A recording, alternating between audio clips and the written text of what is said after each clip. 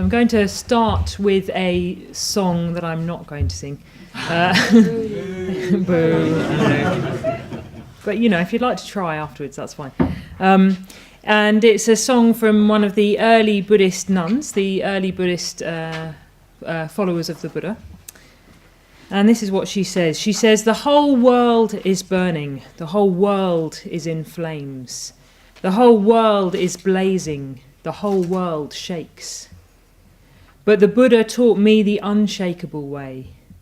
Ordinary people don't practice it, and there is nothing to which you can compare it. When I heard his words, I lived in the joy of the teaching. The three knowledges have been realized.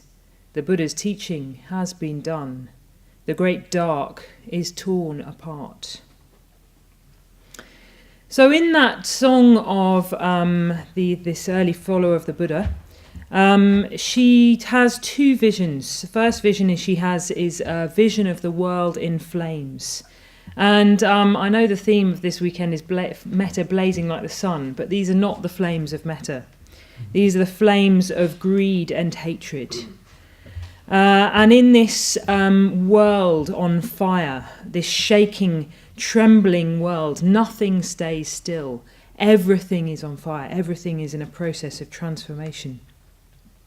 And into that vision comes something unshakable, something solid to hold on to, the Dharma, the truth itself, the teaching of the Buddha.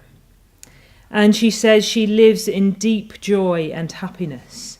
There's something that makes sense in all of this confusion.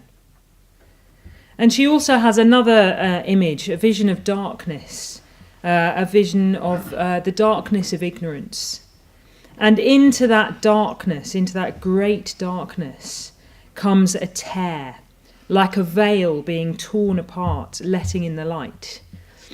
And I was trying to sort of get myself in the mood for this talk. And one of the things that kind of came to mind was a film that I watched as a child. So I know this is a young people's event, but actually I was thinking of the 1946 version of the film of Great Expectations, which, if you haven't seen it, is absolutely fantastic. It's just, in a way, the whole thing is just incredibly symbolic, very, very vivid imagery. And at the end of that film, I don't know if you know the story of Great Expectations or not. It was written quite a long time ago. But anyway, into that in that film, in the last scene, there's this great big house, mostly empty house, Miss Havisham's house, and it's completely covered in cobwebs, and it's dark and it's dusty, and everything's been there for years and years and years, and there's these kind of mice running around and old food just decaying. You can almost smell it, even though it's a film. And into this house comes Pip, this young man full of bright hope. And he goes in, and there's a young woman who's sort of trapped in there. She's sort of trapped in her own kind of confusion and depression. And he comes in and he says, "This is a dead house. This is a dead house. Nothing can live here. It's nothing but dust and decay." And then he runs around the building and he just tears down all the curtains and throws open the shutters, and all this dust kind of piles up. And it's such a beautiful image, because into this darkness, into this kind of decay and sort of stagnant air, comes light and energy and hope. Comes this kind of freshness of Pip, letting in the light. Okay, so in all that image, well, why am I starting here? Why am I starting here for a talk about metta, talking about darkness and flames of greed, hatred and delusion? Well, in a way, it's slightly personal to me, because in my life recently, I've been having quite a difficult time, and particularly in meditation. So I don't know if anyone else has had this experience, but I've been meditating for quite a long time now, about 18 years, and I've kind of come to this, I kind of came to this sort of mood in meditation where it was completely stuck. It was a bit like being in Miss Havisham's house. It was like someone completely sucked out the air and the light in my consciousness. So, here am I living at Tiratnaloka, talking quite a lot about metta. I think I've racked up a lot of talks about metta. I've done it for many years, So I kind of think I know what I'm doing. And, here am I handing out wise advice to other people, talking about the Dharma and how to practice the metta bhavana. And then I go into my own meditation and it's like this total wasteland. And I just think, geez, where am I? And then I think, oh, I've been here before. I've been here before in childhood and adolescence. And I thought, great. So I've reached my 30s and I've still got the mental state that I did when I was an adolescent. Fantastic. And then I was thinking, I've got to give a talk on metta. And it's like, every time I sit down, my consciousness is just dark wasteland. But actually, I'm not as I was when I was a teenager, thank goodness. Actually, the good thing about practicing for a long time is that when that kind of thing happens, I don't necessarily see it as a problem. So I didn't see it particularly as a problem. Well, it's sort of still there, but not quite in the same way. But anyway, what I do is I see this period as an invitation. It's an invitation to go deeper. And in a way to, forget everything I've ever learnt about metta. Forget all those talks that I've given about metta. Forget all that really helpful advice that I'm suddenly really embarrassed about giving, And in a way, embrace that. Enter the wasteland of kind of discarded opinions and old ways of doing things. And find my way through using a different capacity. Trying to understand things at a deeper level. And I think that's the invitation at times like that, is go deeper. Discard old opinions, discard old habits, discard any notion that you had that you knew what you were talking about, and go deeper. And don't rely on your old capacities. I think a lot of my life I've also relied on a particular kind of confidence. Because I think also being an order member quite young, and possibly being a woman comes into this as well.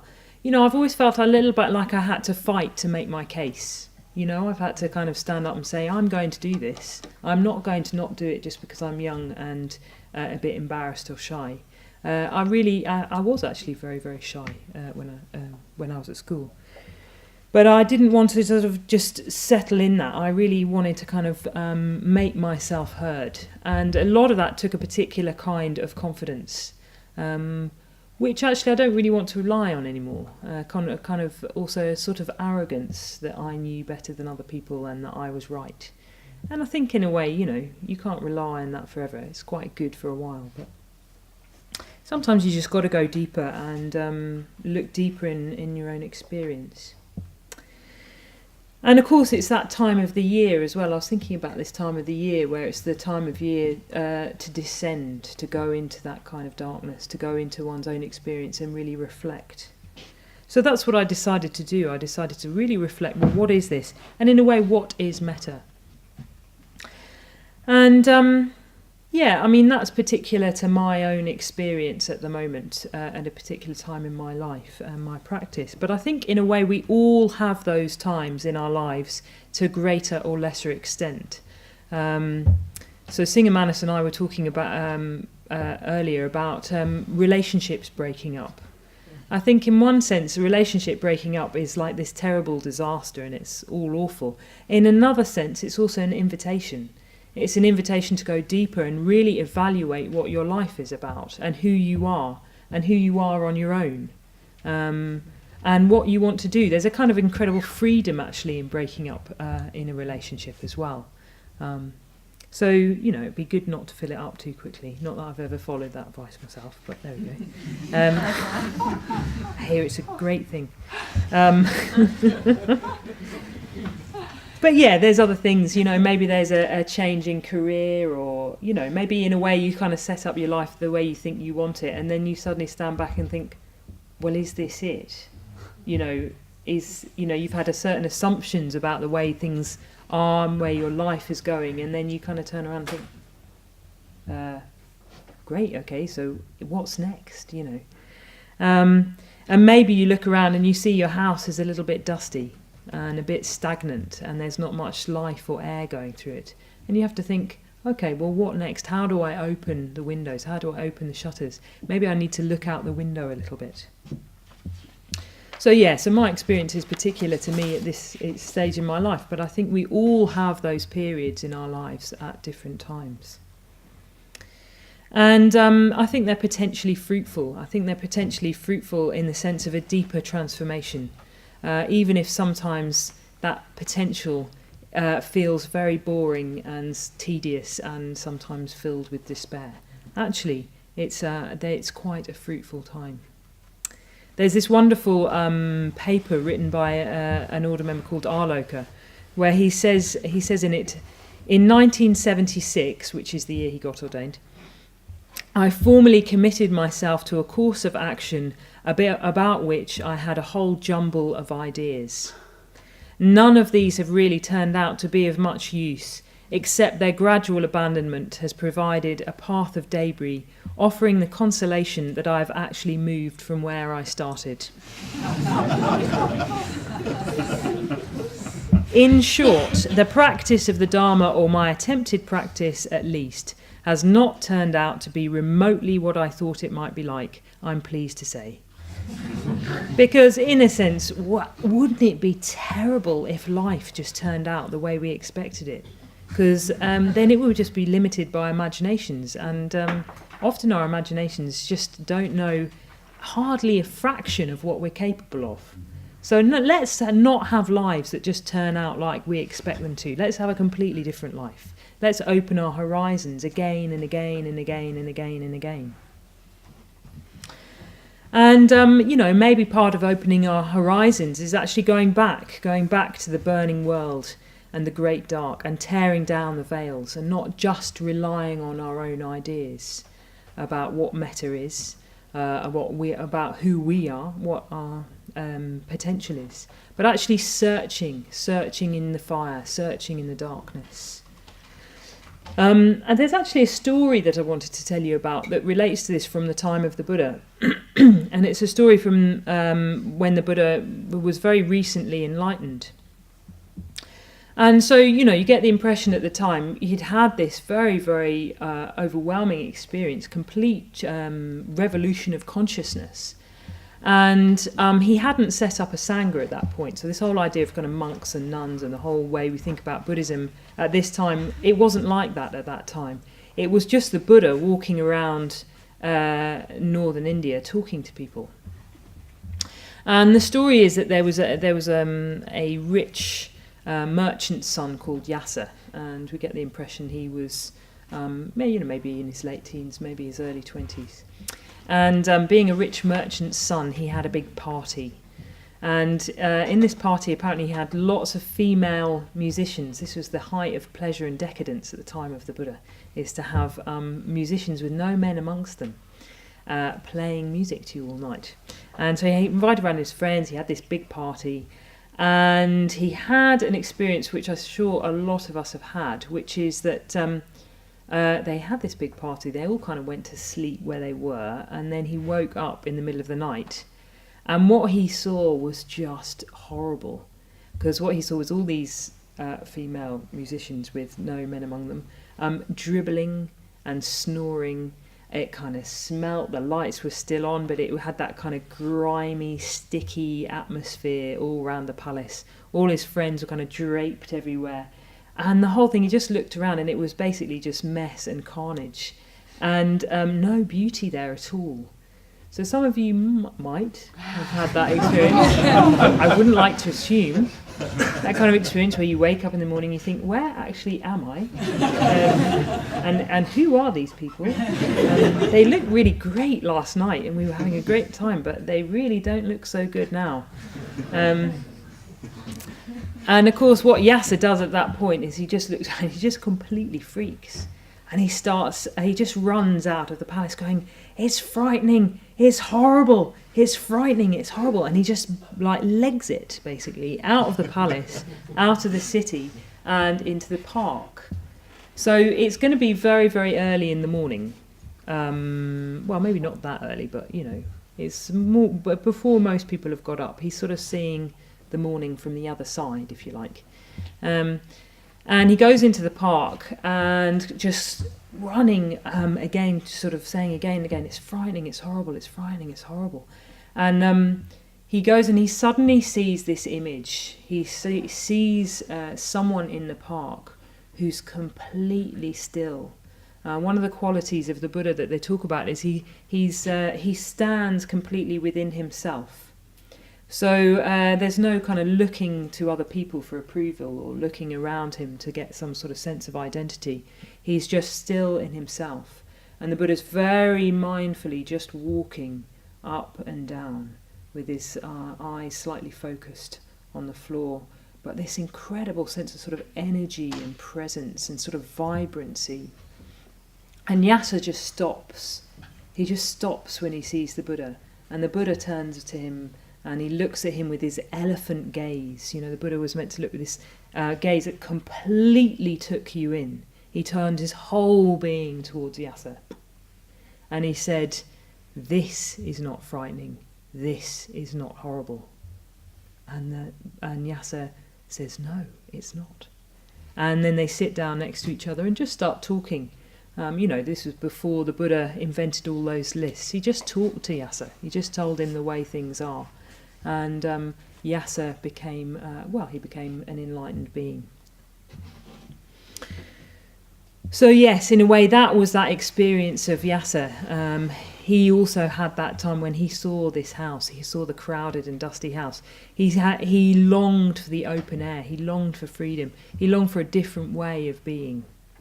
And I think sometimes we can find ourselves in that sort of state. So finding myself in that sort of state, I've had to kind of reevaluate, well, what is metta? What does metta actually mean? And it's not enough to just say, be more loving. I think that's part of the reason I became a Buddhist. It's not enough to just say, just be more loving right here, now, when you're in the kind of dusty, decaying house. Actually, I've had to ask myself, well, how? How do I really cultivate love?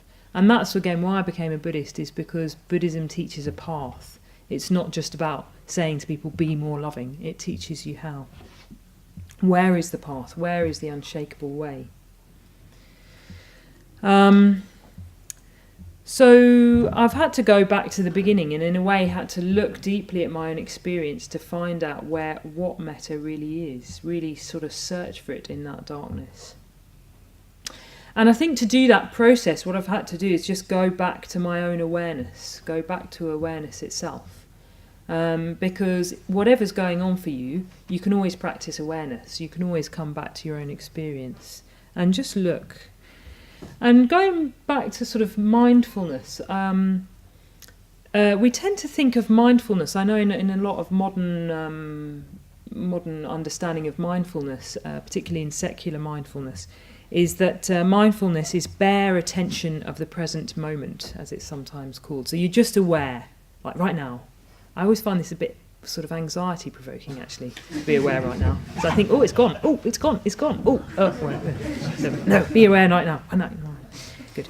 Now. Anyway, we're all meant to be aware right now with no judgment, which I also find quite difficult, being a high ENTJ. About those things. I'm sorry, I should really confess that, but anyway. So then you're, bare attention to the present moment, no judgment. Actually, the great thing about Buddhism is it's incredibly technical about mental states, and there's these analysis of mental states called the Abhidharma. And in the particular version of the Abhidharma that we follow in this order, that mental state corresponds to Manasikara. And Manasikara is when it's a mental state that's happening all the time. It's an omnipresent mental event. And it means just that awareness, just being aware of what's happening right now. But mindfulness in the Buddhist tradition is more usually a translation of sati or appamada. And sati means not letting what we know slip from our minds. So it's not just about bare attention, it's about not letting what we know slip from our minds. It's a kind of recollection. Even it's sometimes called sati sampajana. And that means a kind of recollection of what we know, the significance of the present moment, if you like, not just the present moment itself. And appamada means discerning what is positive and not letting that slip from our mind, protecting our mind against things that cannot satisfy. So you discern what is positive and you don't let it slip from your mind. And that's mindfulness in the Buddhist tradition, in the Abhidharma. So that's mindfulness. That's what I'm paying attention to in my present experience, discerning what is positive and not letting it slip from my mind. But what is it that we know, and what is it that is positive, and how do we not let it slip from our minds? Well, I think this is where metta comes in, actually. I think in a way metta is it's not particularly complicated in a sense.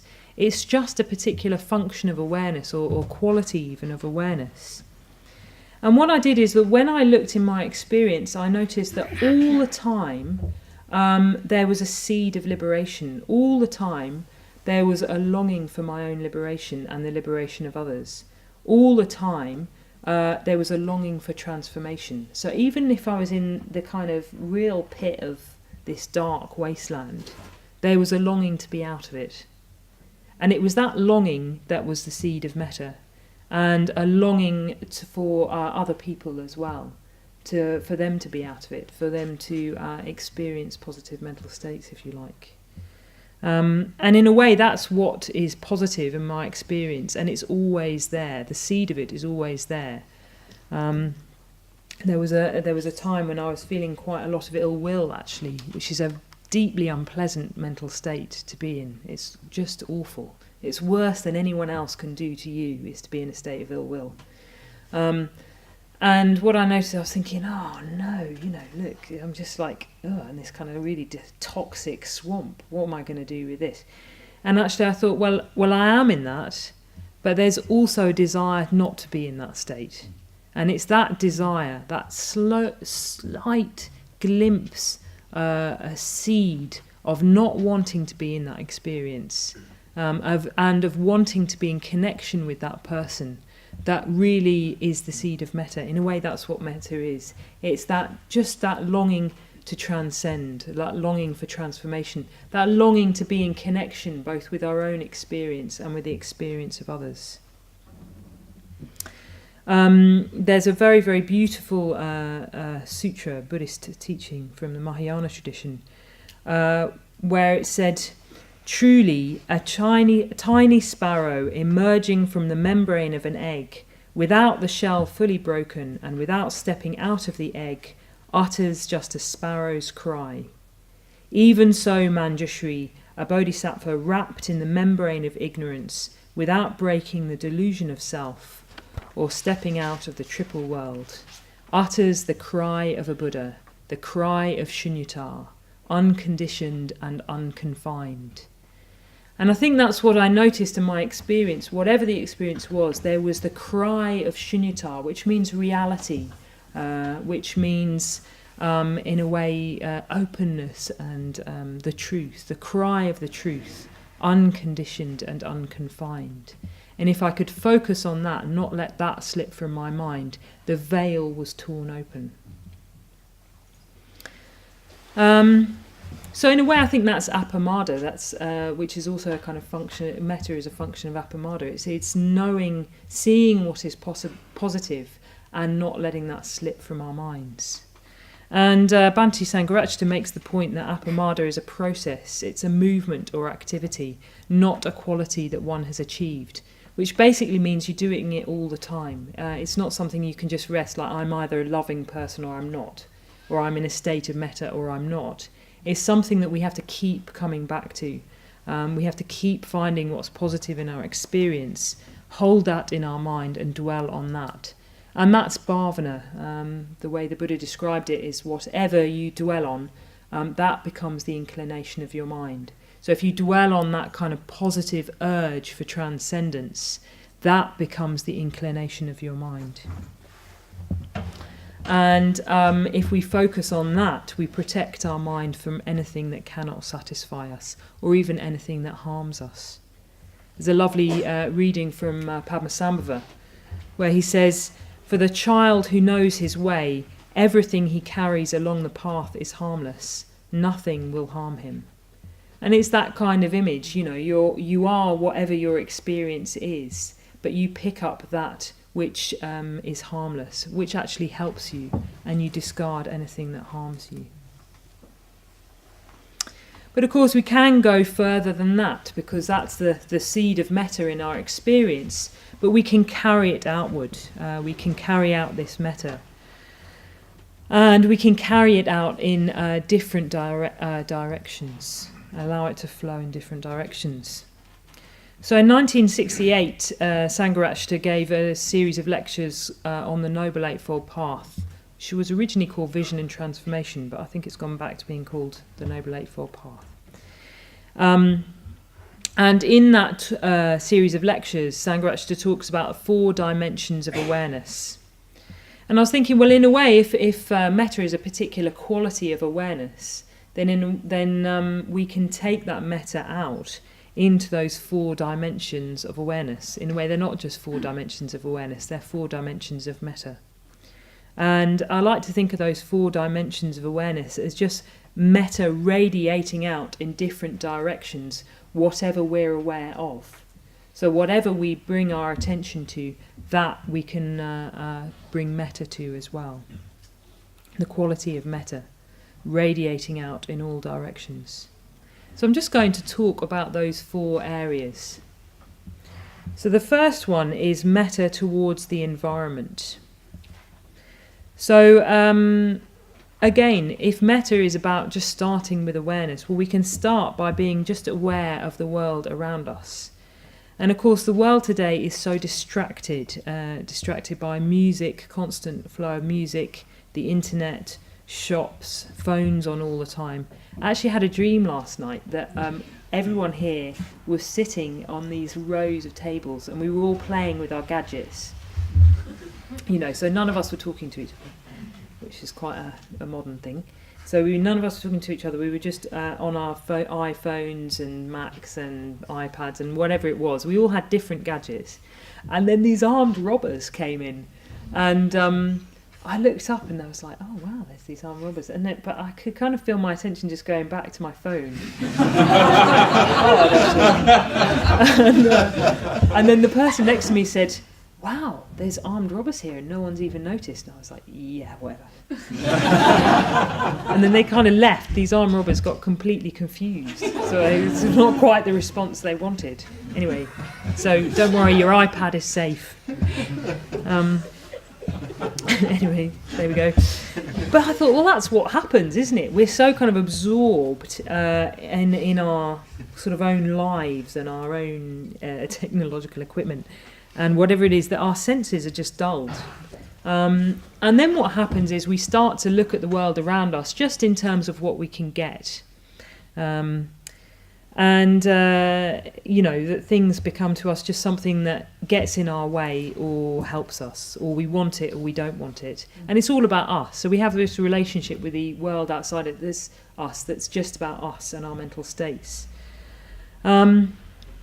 So if we're going to have metta towards the environment, then what we need to do is learn to look and taste and hear and smell and feel things just as they are in themselves, without putting on this layer of what does it mean for me. So just seeing things for if you like, they're from their own side, not just in terms of whether we want them or not. And the way this is talked about, the way Sangharakshita talks about this, is seeing the universe as alive, that things are always moving and transforming. They're alive from their own side, not just in relation to us. There's a lovely little quote by Emerson where he says, "Come out of your warm, angular house, resounding with few voices, into the chill, grand, instantaneous night, with such presence as a full moon in the clouds, and you are struck with poetic wonder." And I love that image again of the house, the crowded, dusty house, and you just come out and you're struck with poetic wonder. And sometimes that happens. And the thing about poetic wonder is it's not trying to see things in relation to what I can get out of it. It's just delighting. It's just delighting in things as they are in themselves. And again, there's this wonderful passage in the Nature of Existence seminar, which if you want to read a Sangharakshita seminar, is just brilliant. It was the first one I ever read, and I've just recently done a retreat based on it. And in that, Sangharakshita talks about seeing. He talks about seeing with the eyes of reality. So what happens when you see the world with insight? And he says, well, when you see the world with insight, you see the world as alive. Rocks and trees and rivers are in a constant process of transformation. And everything around us, even the bricks, even the windows, are in this constant process of transformation. And he even talks about, well, you know, it's not a bad thing to be an animist. So I could make my secret confession here that I actually am an animist, and I do believe in fairies. And I also go and make offerings to them as well. So if you ever want to hang out with me and go and talk to some trees, I know a lot of trees. So there we go. Going back to seeing the universe as alive. And what's quite funny in this seminar is he says at one point, he says, I do find it quite hard to see plastic as alive, but I see that as my own failing.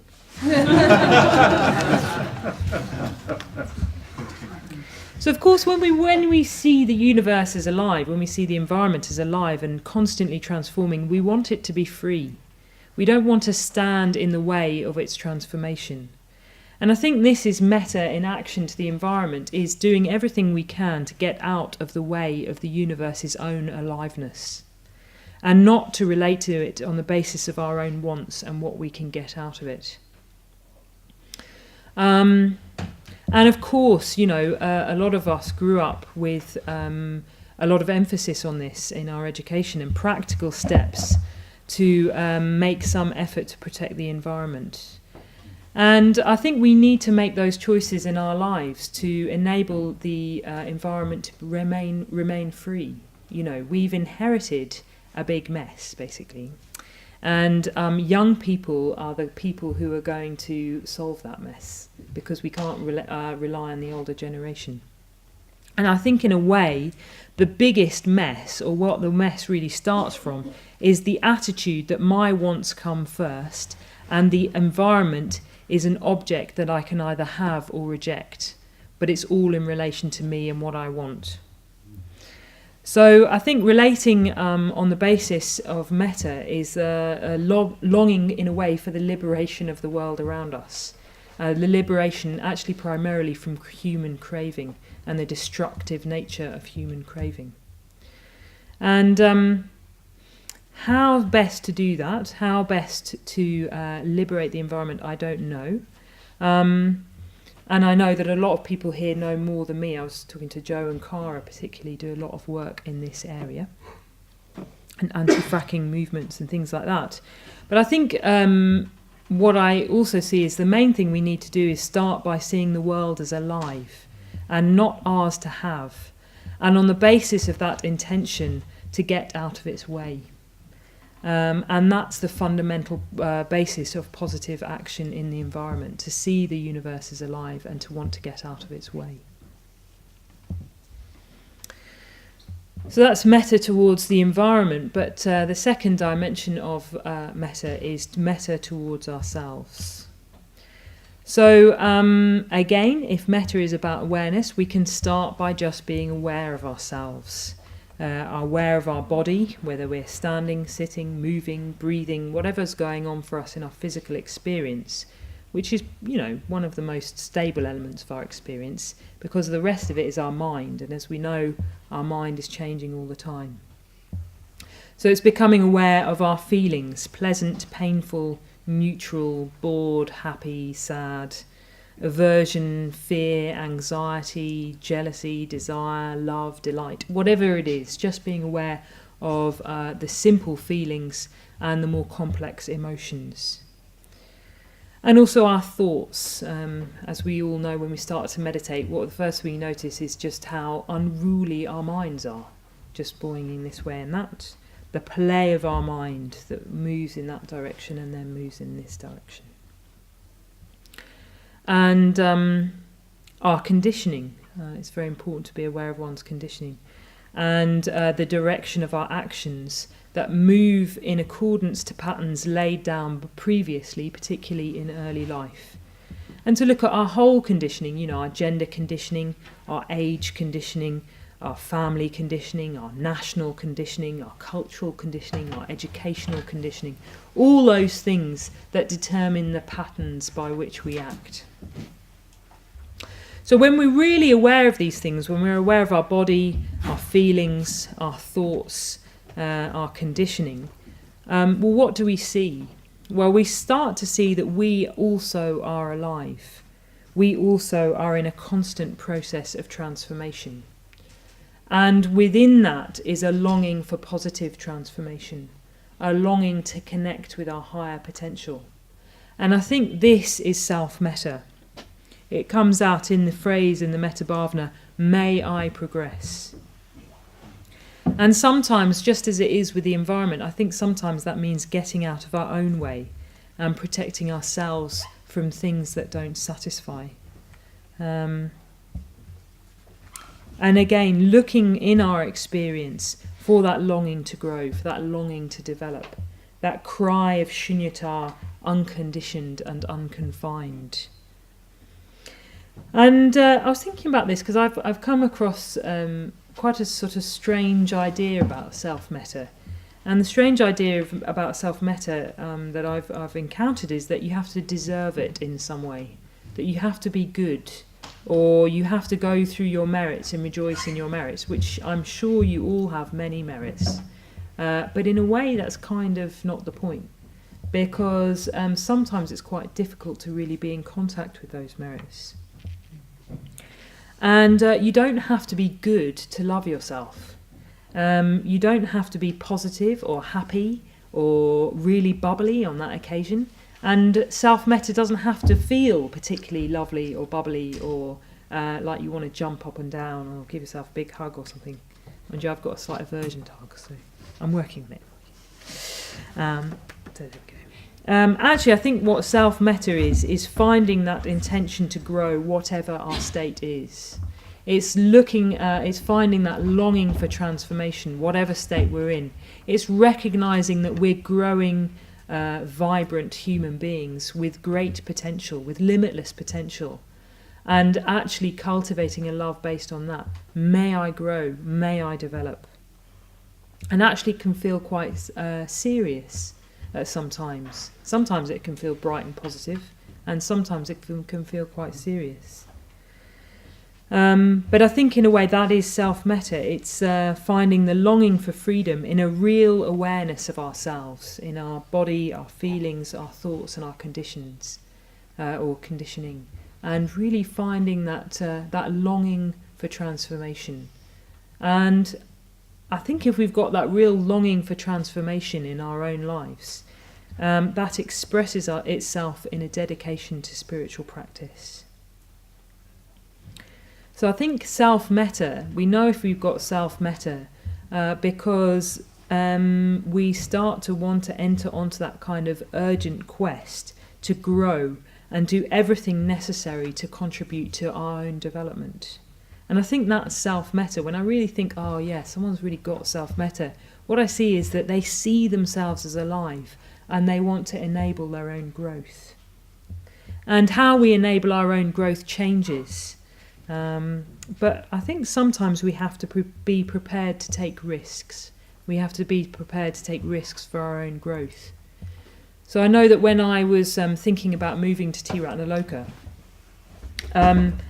I had to think about, I was thinking, well, how do I make that decision? How do I make a decision to just leave Sheffield, which is a wonderful place and has a very great and lovely Sangha, but how do I make a decision to leave somewhere where I'm actually quite happy and move somewhere else?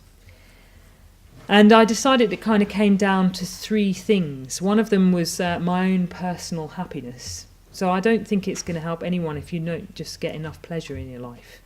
So, I had to really think about, would I get enough pleasure living in rural mid-Wales, having been brought up in South London.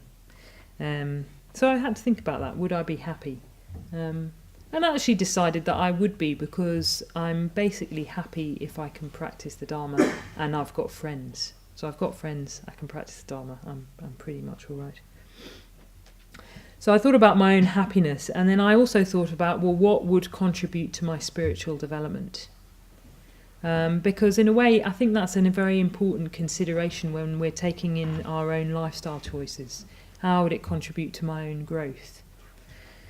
And the other thing that I had to think about was how it would contribute to the growth of others, how particularly, I'm an order member, so what I do impacts on the Triratna Buddhist order itself. So I had to think, well, what's the best thing for the order? And for that, I asked Sangharakshita. And he said, well, it's a pity you can't be in both places at once. So I asked my preceptor. But I was very pleased to get Bhante's blessing. Yeah, so I think it's very important to take that into consideration. Well, what's going to contribute to our own spiritual development? And maybe the answer isn't simple. Maybe you do need to consult your friends on that point. So the third area is metta towards others. And of course, this is the area we're most familiar about when we're talking about metta. And again, it comes back to awareness, because we tend to regard other people as objects. We divide other people into people we like, people we're slightly indifferent to, and people we don't like. And of course, that's what the stages of the metta bhavana are based on. And so we see other people just in terms of our own responses, likes or dislikes. So, which is seeing people on the basis of our own subjective projection, basically, and what we think they are. But, of course, people exist from their own side. They're alive themselves with their own thoughts and feelings that are very, very similar to our own, but are also a bit different. So, if you were in Sheffield when I was in Sheffield, you'll know what I'm about to say. Which is the great quote that you've always got to quote if you give a talk on metta, which is, "Love is no mere flabby sentiment, but the vigorous expression of an imaginative identification with other living beings." That's a quote from Sangharakshita from the 10 Pillars. So it's a vigorous expression of an imaginative identification with other living beings, which means you have to sort of step out of your own responses and actually look at someone. We have to look at people from their own side. And then what we do is we start to see them as alive, as growing, as developing, or to quote a Polish poet, Czesław Miłosz, standing in the glow of ripeness. And I think that's what we have to do if we're going to cultivate metta for others, is actually just to be aware of them, be aware that they exist from their own side. And as we see that they exist from their own side, we see them as alive.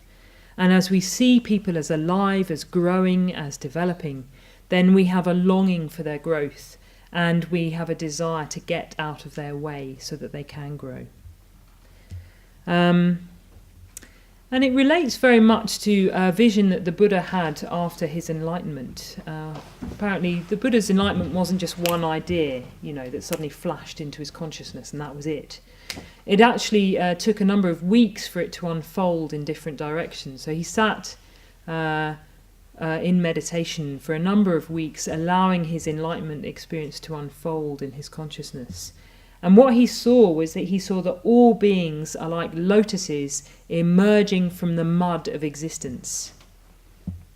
And he saw that some people were nearer than light, some people were, a little bit stuck at that time. But he saw that all people were fundamentally growing.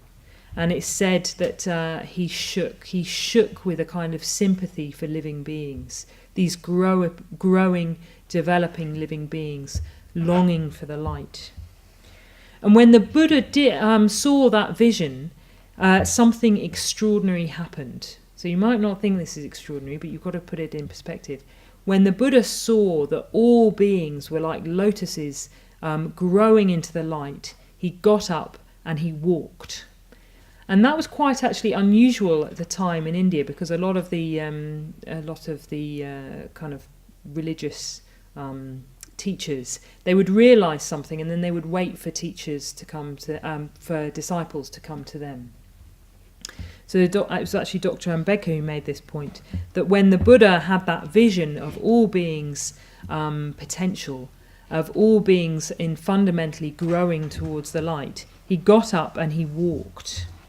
And he walked a long way, actually. He walked from Bodh Gaya to Sarnath to find his old friends, his old companions in the spiritual life, and to tell them what he had seen, to help them to grow into the light. So he walked a long way. I don't really know how many miles that is, but it took 4 hours in a taxi.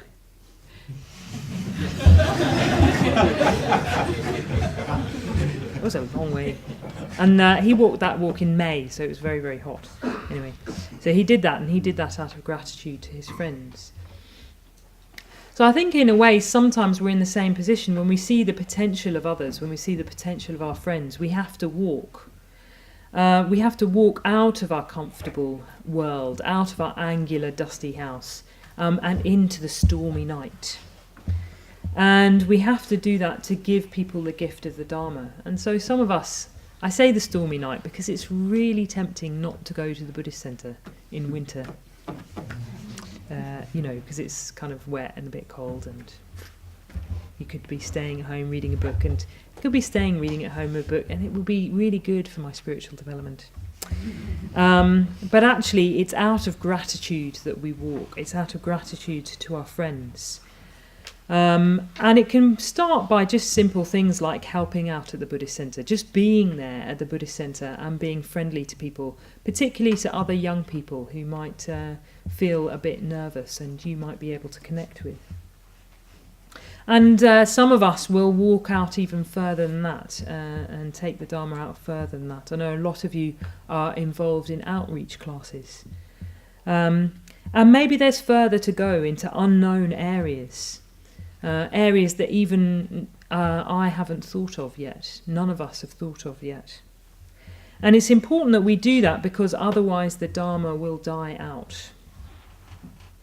And if we believe that the Dharma has helped us to grow, out of gratitude to the Dharma and to our friends, in a way we have an obligation or a duty, and it's not a very popular word, but to make it available to others, out of gratitude to give what we have been given.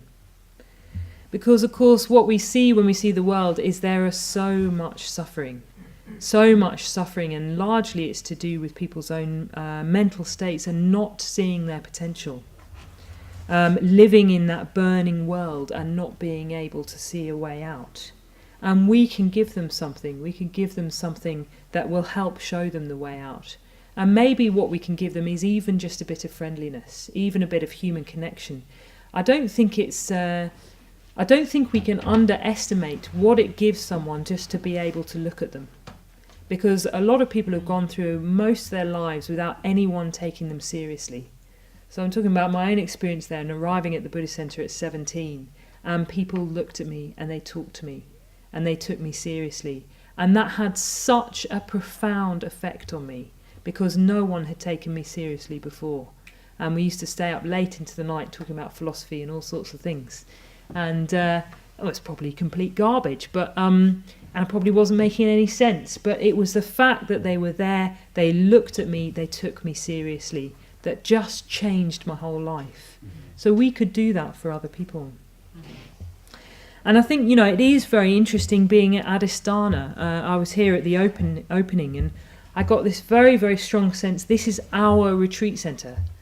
It's our retreat centre. I know a lot of you have volunteered here. I volunteered here. I painted the shrine room. I'm quite proud of it. I'm not great at painting.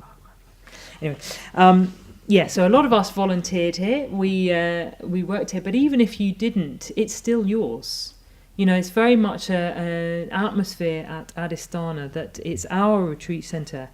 And what I realised at the opening, that I know some of you were there, was this incredible positive confidence that Buddhism is here to stay. and that the Triratna Buddhist order is here to stay, even when Bhante dies. And that we have a contribution to make for the future, that this place is being set up for the future. And I don't think it's too arrogant to say, actually, that we are the future. Well, at least we can choose to be the future. It's up to us. In a way, Buddhism, the Buddhist tradition is in our hands. It's in our hands for the future. So we can do with that what we like. But if you really feel it's benefited you, then you can make it available to others. And in fact, this is what Yasa did. So the second part of the story about Yasa is that after he became an enlightened being, his friends noticed. So his friends went around to see him, and then suddenly there he was, this very pleasure-seeking guy who used to wear gold slippers, apparently. Obviously the fashion at the time. Possibly still is. So there was this guy, so you get this sense he was kind of quite trendy, really into parties, and then they all went around to see him, and he had a shaved head and was wearing robes and no shoes at all. And they were thinking, well, what's going on? Well, it must be something quite special. It must be quite special if Yasa's got involved. So they became interested, and then they started to talk to him about it, and then he took them to the Buddha, and then they all got enlightened too, which is lovely. So they were kind of this community of mates who all became enlightened beings. And then it's very interesting, because what the Buddha then says is he says, well, actually, I'll read it to you actually. It's a very famous quote, this. He says, I am free from all shackles, whether human or divine. You too are free from all shackles, whether human or divine. Go now and wander for the welfare and happiness of many, out of compassion for the world, for the benefit, welfare and happiness of gods and men. Teach the Dharma that is beautiful in the beginning, beautiful in the middle, and beautiful in the end, with the meaning and the letter. Explain a holy life that is utterly perfect and pure. There are beings with little dust on their eyes who will be lost through not hearing the Dharma. So I think that's metta for others in a sense. There are beings with little dust on their eyes who will be lost through not hearing the Dharma.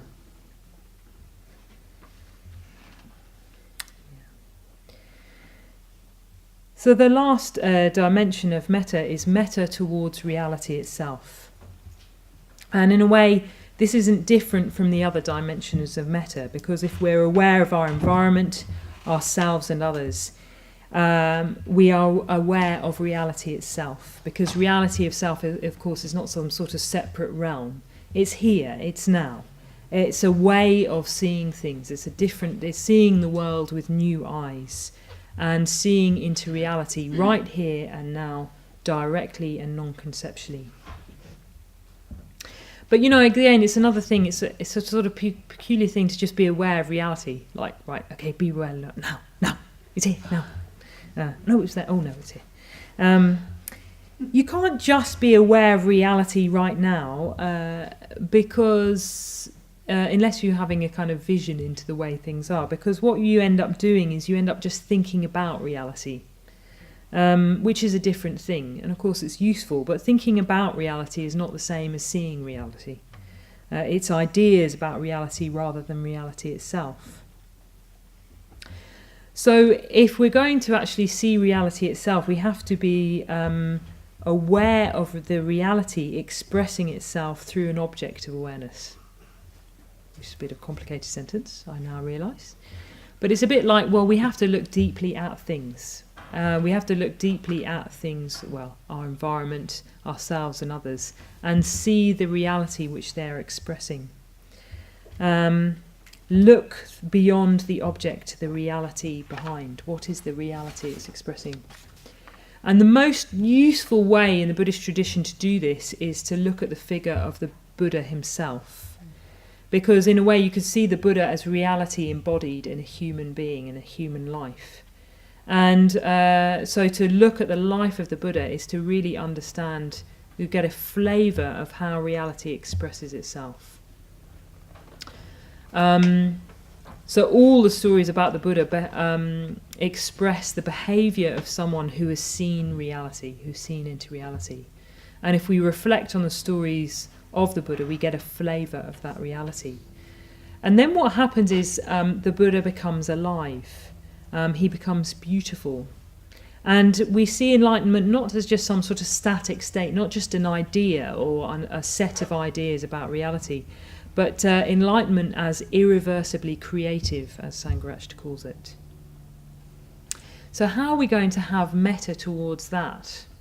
It's quite a kind of strange thing, but I think what happens is when we see, when we recognise that in this burning and restless world, there is something that is truly of value, truly positive and truly satisfying, we sort of love reality for itself.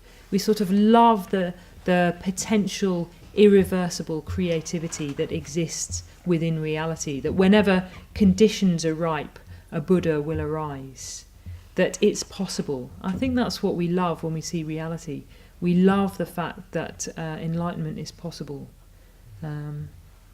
And we love reality for its own sake, just because it's beautiful. There's so many beautiful and tender moments in the life of the Buddha. Tender moments, a bit like that story with Yasa, just arriving in a state and the Buddha saying, it's not frightening, it's not horrible. Just those little tender moments. Because of course what the Buddha's seeing is he's seeing there's a possibility of freedom in every moment.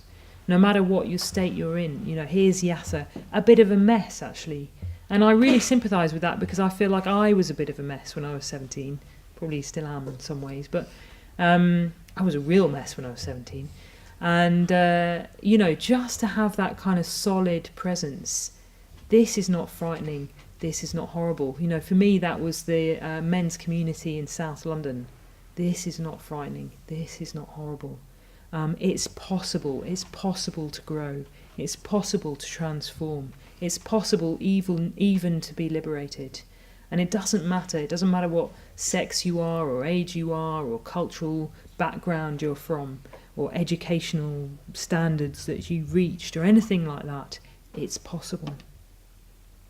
So I think love of reality means seeing that possibility of freedom in every moment, seeing the possibility for connection, that desire to connect with others and to be able to connect with others. And we've all had those moments where you've been entrenched in this kind of weird dynamic with someone and you can't quite see your way out. And then suddenly you just think, I just want to drop all that. I just want to drop all that and connect with this person. And you do. And that's a real magic. There's a real miracle in that, being able to just connect with someone. Maybe here on the weekend, maybe you just sat down next to someone you don't know. And you have that moment where all that kind of projections, all the subjective stuff that you get into just drops. And there's just two human beings talking to each other. And that is a beautiful, beautiful thing. So we love reality because it's beautiful. So in the Survey of Buddhism, Sangharakshita says, not for one's own sake, nor even for the sake of others should one seek to attain the divine, but simply and solely for its own irresistible sake. Okay, so there's I'll just sort of wrap up now, but I've noticed recently there's a lot of talk about insight, which I think is great. I think people are becoming really interested in the potentiality of human consciousness. But I've noticed something which I'm not going to scientifically back, because I haven't, made lists or anything. But I've noticed something about Sangharakshita's teaching, which is whenever he talks about insight, whenever he talks about seeing the nature of reality or seeing through fixed separate selfhood, he talks about the metta bhavana in the next paragraph. Always. Which is unscientifically flat. You're probably going to come up, actually, Vajratara, he doesn't. Look, I've just found a book and he doesn't. But anyway, that's what I've noticed, is that that he always talks about the metta bhavana as the main insight practice. Well, why is that? I think it's because when metta means that we have to learn to look at the world in a different way. And rather than relating to the world on the basis of me and my grasping and my subjective projections, my limited self-view, instead of seeing the world in terms of the cages of our own sort of personality, if you like, we see what lies beyond. And we're aware of the environment, we're aware of ourselves, we're aware of others, we're aware even of reality as alive, impermanent, in a constant process of transformation, a constant process of coming into being. And when we see the world like that, we do whatever we can to aid positive transformation, or at least to get out of the way. And that's metta. It's seeing the world with new eyes. And it's a relief because we can all do that. Wherever we're starting from, we can all start just now by practicing awareness, by seeing the universe as alive, seeing beings as alive, seeing reality as alive. And just learn to be aware of that aliveness, aware of the potential for growth, aware for the potential for connection. And keeping that in mind. That's all we have to do, is just keep that in mind. Let that grow, not letting that potential slip from our mind. And that's the small tear that lets in the light. A bit like Pip coming out into Miss Havisham's house, tearing down the curtains, throwing open the shutters and letting in the light and the trees and the air. And that's in a way the metta bhava, and that's metta practice.